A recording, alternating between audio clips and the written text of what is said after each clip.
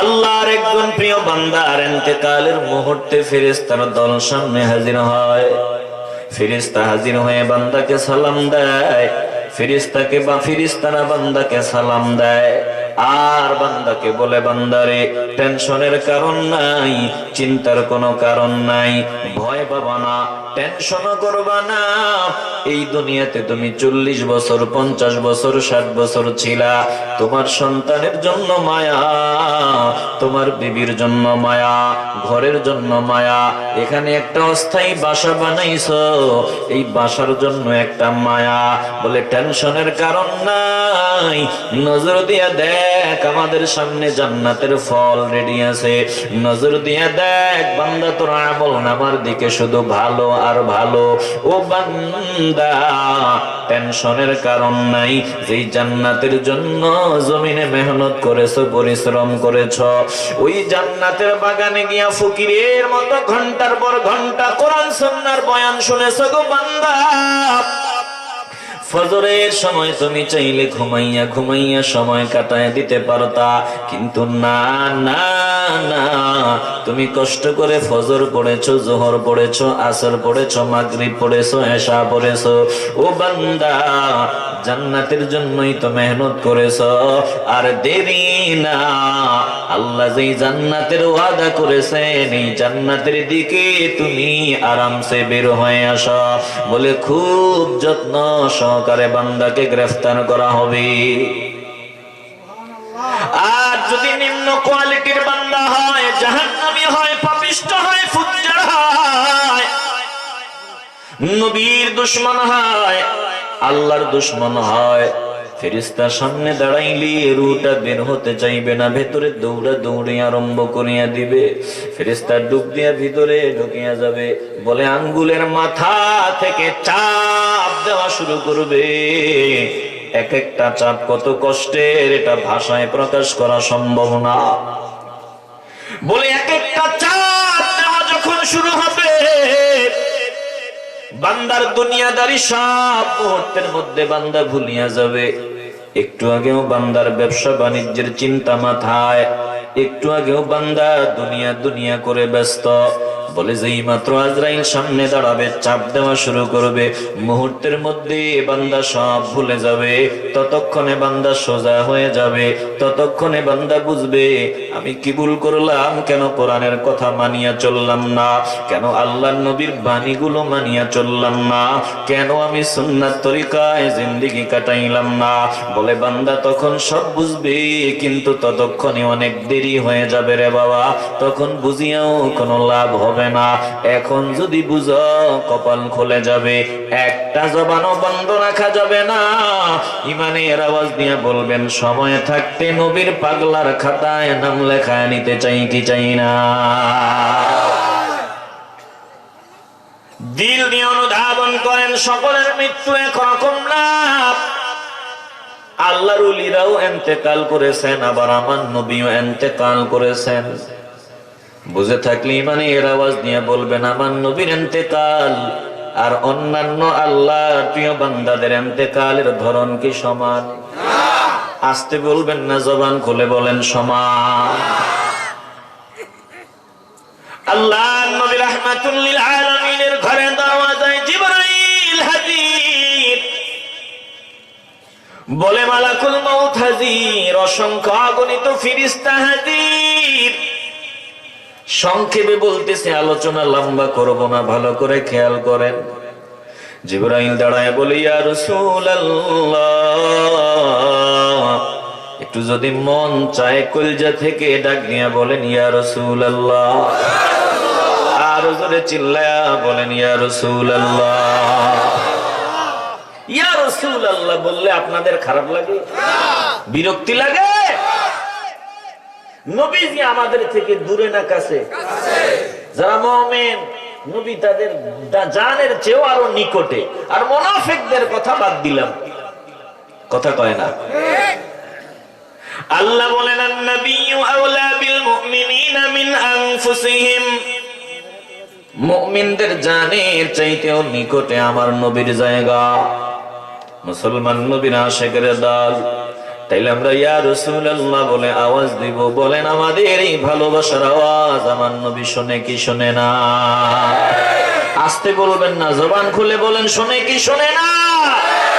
কলিজা থেকে আবারও চিল্লায় বলেন না ইয়া রাসূলুল্লাহ। জিবরাইল সামনে হাজির। আল্লাহ নবীর ঘরের দরওয়াজায় দাঁড়াইয়া জিবরাইল বলে ইয়া রাসূলুল্লাহ, মালাকুল মউত আপনার সামনে হাজির। ঘরের দরওয়াজায় আপনি অনুমতি দিলে আপনার সামনে আসবে, অনুমতি দিবেন না মালাকুল মউত আপনার সামনে হাজির হবে না। চিল্লায়া কোন আল্লাহু আকবার।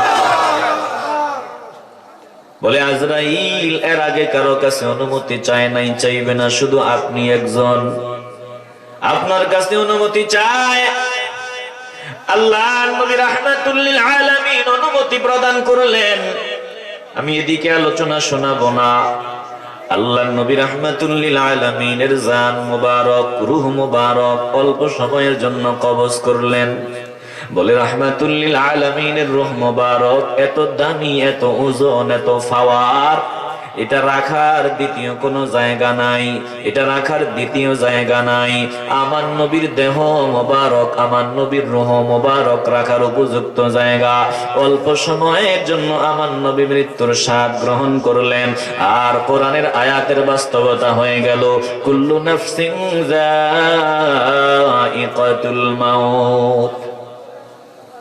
প্রত্যেক সৃষ্টি মৃত্যুর মজা নিবে, স্বাদ নিবে। আমার নবী কিছু সময়ের জন্য মৃত্যুর স্বাদ নিলেন। আবার আল্লাহর নবীকে রওজা মুবারকে শোয়ানোর আগে রাহমাতুল লিল আলামিনের দেহ মুবারকে আমার আল্লাহর নবীর রূহ মুবারক ফিরিয়ে দিয়েছেন। এখন আল্লাহর নবীর রওজা মুবারকে জীবিত অবস্থায় আছেন। চিল্লায়া কোন আল্লাহু আকবার। আপনাদের কি কোনো সন্দেহ আছে? মাথা দিয়া না, জবান দিয়া বলবেন, কোন সন্দেহ আছে? এই যে আয়াত তেলাওয়াত করলাম, আল্লাহ বলেন ওয়ালা তাকুলু লিমান ইয়াকতালু ফি সাবিলিল্লাহি আমওয়াত বাল আহইয়াউম ওয়ালাকিন লা তাশউরুন।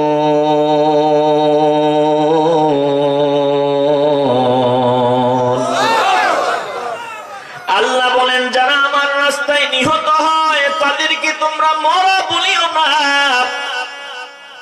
বাল আহইয়াউন, বরং তারা জিন্দা, ওয়ালাকিন লা তাশউরুন, তোমরা অনুধাবন করতে পারো না, বুঝতে পারো না। আমি জানতে চাই নবীর একজন গোলাম, নবীর মহব্বতের উম্মত, যদি আল্লাহর রাস্তায় জীবন দেওয়ার কারণে আল্লাহ নিষেধ করেন যে তাকে মরা বলবা না, তাকে মৃত বলা যাবে না, বরং সে জিন্দা, তাইলে আমার নবীকে মরা বলার কোনো সুযোগ আছে? আস্তে কথা বলেন কেন, একটু আওয়াজ দিয়া বলেন, ইমানের আওয়াজ দিয়া বলবেন। নবীর গোলামকে যদি মৃত বলা না যায়, আমার নবীকে মরা বলা যাবে? আস্তে বলবেন না, মরা বলা যাবে? এ বাবা দিল দিয়ে অনুধাবন করেন। ইমাম বাইহাকির হায়াতুল আম্বিয়ার 72 পৃষ্ঠার মধ্যে এসেছে, আল্লাহ নবী বলেছেন আল আম্বিয়া ওয়াহিয়াউন ফি কুবুরিহিম ইউসাল্লুন। শুধু আমার নবী না রে বাবা, আদম নবী থেকে শুরু করে ঈসা নবী পর্যন্ত প্রত্যেক নবী তাদের রওজা শরীফে, তাদের কবর শরীফে জিন্দা। শুধু জিন্দা না, বলে তিনারা তিনাদের কবরে আল্লাহ তাআলার ইবাদতে রত, কবরে তিনারা সালাত আদায় করেন। চিল্লায় কোন আল্লাহু আকবার। আর জোরে বলি আল্লাহু আকবার। আল্লাহর নবী রাহমাতুল লিল আলামিন বলেন, শোনো, রওজা মুবারকে যে নবীরা জিন্দা, এটা কেমনে বলে? এটা আত্মিক বিষয় না। অনেকে বলবে এটা আত্মিক ব্যাপার সেবার, এটা রূহের ব্যাপার।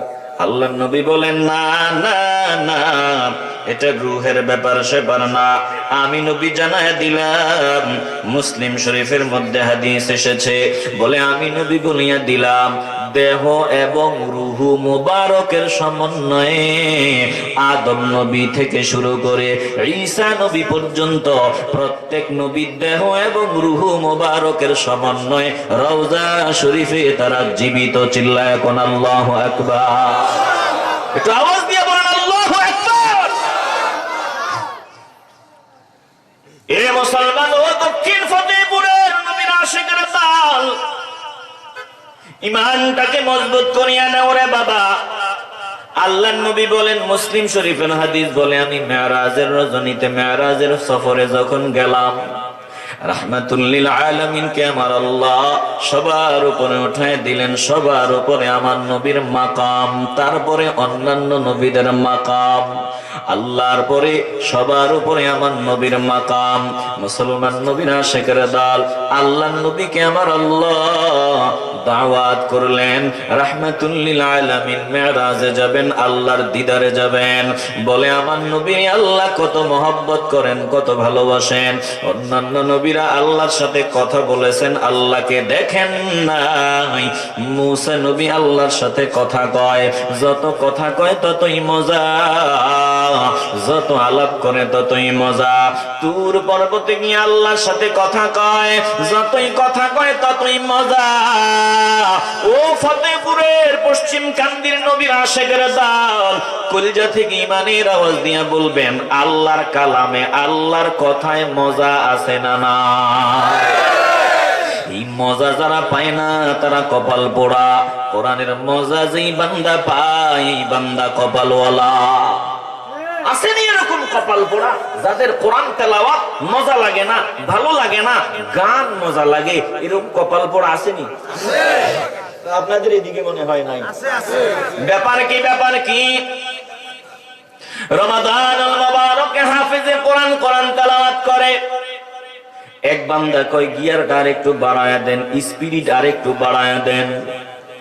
বলে অন্য হাফেজ সাহেব 40 মিনিটে তারা বিশ্বাস করছে, আপনার 1.5 ঘন্টা লাগছে কেন? আপনি আরো গিয়ার বাড়ায়া দেন, তাড়াতাড়ি করেন, যত তাড়াতাড়ি তত মজা। আরেক বান্দা ডাক দিয়ে কয় না না না, তাড়াতাড়ির দরকার নাই, মদিনায় তেলাওয়াত শুনলাম, মক্কায় তেলাওয়াত শুনলাম, আরে ধীরে ধীরে তেলাওয়াত করে কত মজা, কত মজা। ও হাফেজ সাহেব অনুরোধ করি ধীরে ধীরে বুঝাইয়া বুঝাইয়া তেলাওয়াত করেন। এক বান্দা কয় তাড়াতাড়ি করেন, আর এক বান্দা কয় ধীরে ধীরে তেলাওয়াত করেন।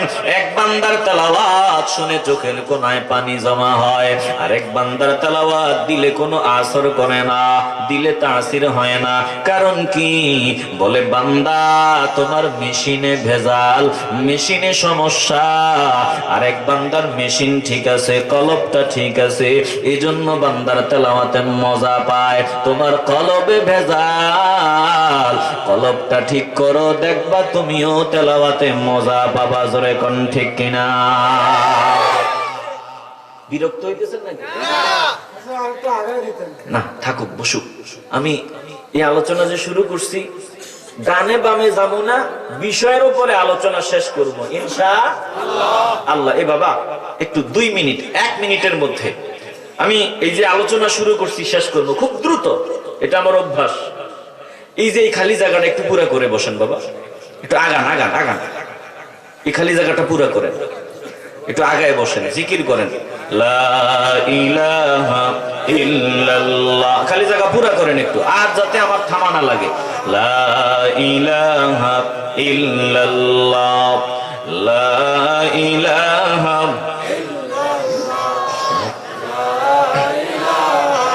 ইল্লাল্লাহ, জোরে লা ইলাহা, লা ইলাহা ইল্লাল্লাহু মুহাম্মাদুর রাসূলুল্লাহ।